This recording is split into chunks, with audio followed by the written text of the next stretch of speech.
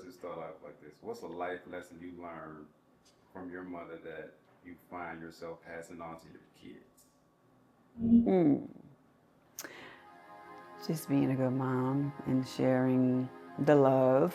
I didn't have as many kids as my mom did, but you have to share the love equally because I had to share mine among six and she only had three. So to share love, to keep the love in family matters and keep it going.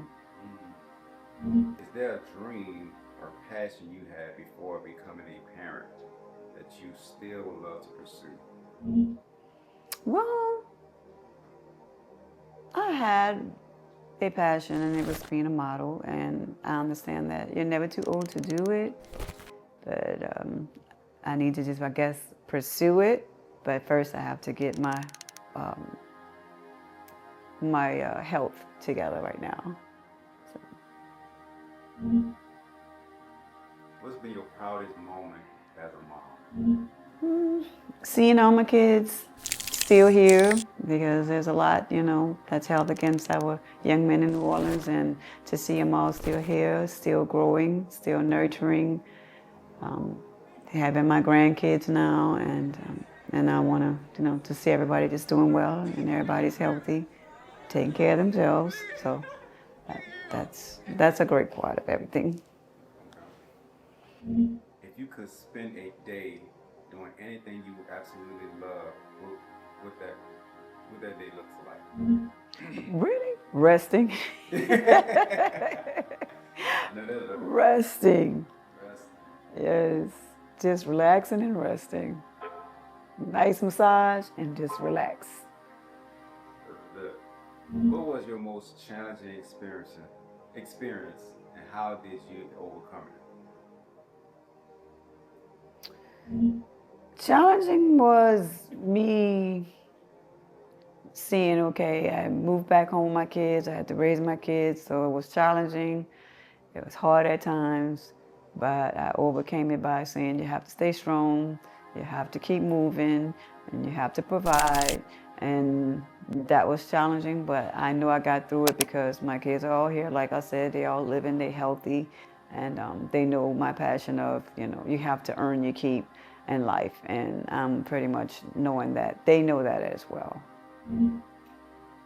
What are some traditional traditions that rituals that are important to you and why? Well, I had a ritual that I learned from my grandmother, and it was to cook on Sundays, have family over so everybody can know each other, especially amongst the siblings and our grandkids. And it was a tradition that pretty much stopped after my grandmother passed, but they call me Big Mama, and a lot of my cousins, and they call me that because they know I was willing to instill as much as I can, keep the tradition of family being together, family at least meeting once a week to eat, dine, and enjoy talking and seeing each other. So I'm still learning how to cook, and I need your recipes, but I want to know like how did it all start for you? It started being raised by my grandmother, who I just spoke of, and I used to watch her cook, and you learn the recipes from her, and you keep the recipes going. And I mean, I've also learned like my grandmother never made pasta, so that's something different that I make that people love. Um, so just keep the recipes and traditions that I will write down for my kids because they always asking. So yeah, gotta keep it going. So between me and you, I know we got a camera on. So who your favorite child out of your six? What? You don't gotta say me. I'm just What? There saying. is none.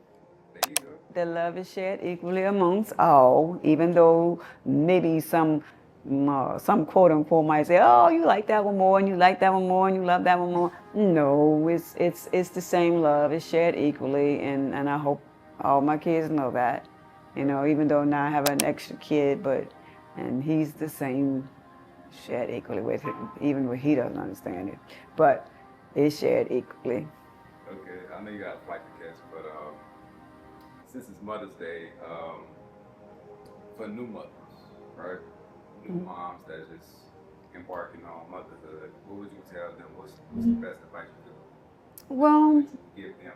this year, watching, like I told y'all, like watching people pass and people come and people go, and me not having my mother, and in fact, it'll be 11 years from my mother on the 29th of this month.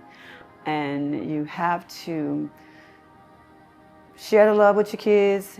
I miss my mother dearly, and it's like when you have them, you have to cherish them, and then when you have kids, you have to cherish them. And then my motto, like I explained to Pi while I've been here, that I've phenomenal women, and it's a big thing in my heart right now because they are a bunch, and you just have to be phenomenal with life, phenomenal with your kids, and you have to raise them and do what you have to do. You have to keep nurturing. I mean, moms are always around, and I don't want no one to ever forget that. I'm always there to listen.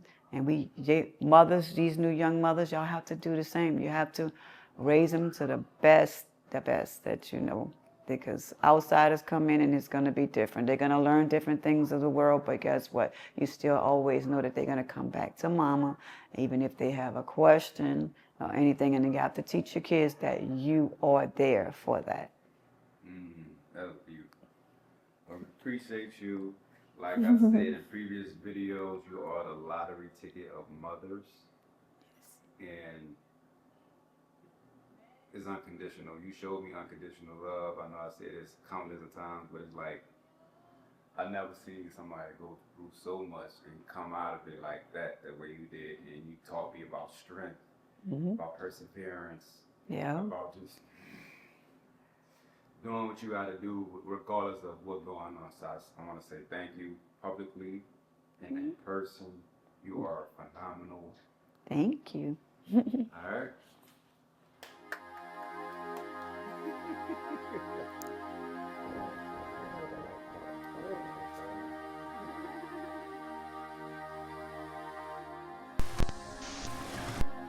Tell me your name, where you're from. My name is Lana, and I am from New Orleans, Louisiana, born and raised.